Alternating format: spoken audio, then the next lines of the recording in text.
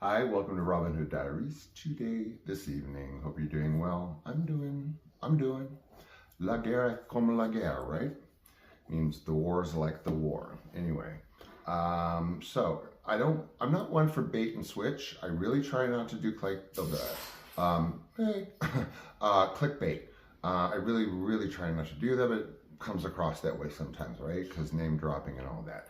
I thought I knew where the show was going to go, and it's turned into a different kind of show in my brain. So I'm going to jump into it as if I was just switching pools. It's the same thing. It will include my beauty regimens, as I refer to them as. It will point out that I was having my hair highlighted and lowlighted right next to Joni Mitchell because we went to the same celebrity salon, whatever. I'll fill you in on all that. But let me just give you a little context, or more than a little context, or some colossal context here. This has to do with what I will refer to as a dysfunction. That's a nice general term psychiatrically. I am not a doctor, nor do I ever claim to be anything but sort of an armchair clinician at best. So I'm going to refer to dysfunction instead of some kind of morphia stuff, because you know what that's connected to, and we won't want to trigger anybody. Anyway, so my dysfunction started very early on, about those rebel years. And then I was in not so much of it, right, in high school. But then I was spit out of high school, and 3 years later I was married.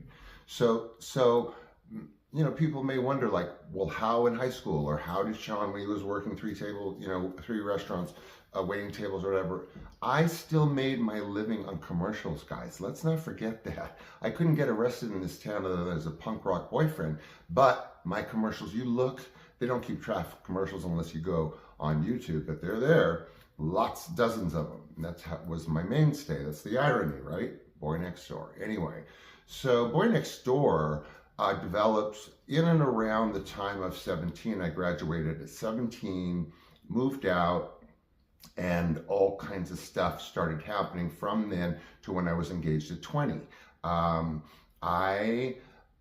This is in and around the time I got married. So this didn't really happen at 17, and it had nothing to do with my promiscuity. None of that. Like vanity, you'd think this was a vanity thing. It was so not, you guys. It was a dysfunction. So let me plow through as fast as I can. I don't want to make this show too long.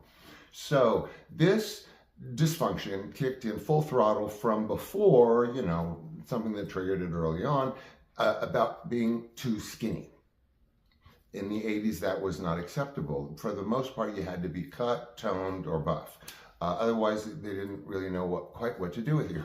So I was spit out of high school into the industry with all of the stuff we all know about, and being obsessed with my looks. I figured that perfection in my eyes was all exterior. I had sold out. I had resigned myself to the idea that if I couldn't make it as perfection physically, and I'm failing miserably, evidently, comparatively speaking, in Hollywood, it just threw my mindset, my, let's say, dysfunction, nice general term there, into high gear.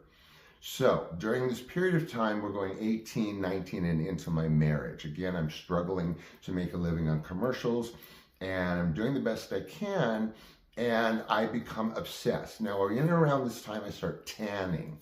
That may sound weird now because we all know how dangerous it is, but at 17, it was all the rage. At that time in the 80s, it's like tanning beds were everything. I went to Yuba-san, which was the most exclusive one on Beverly Drive.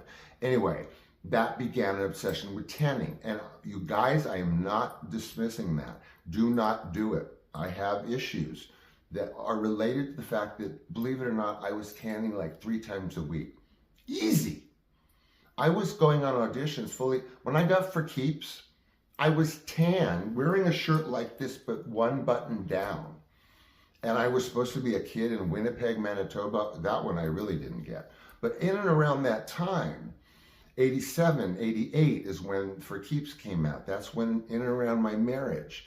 And this need to be perfect because I had nowhere else to go. My talent wasn't kicking in, I guess. I mean, you know, whatever. I don't think so.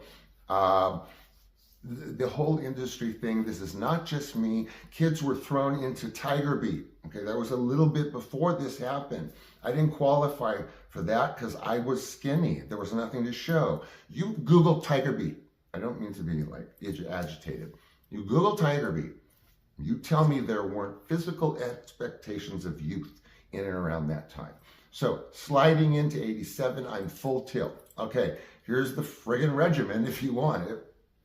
A director told me once, he said, I can't see your fucking eyes because your eyebrows are too thick.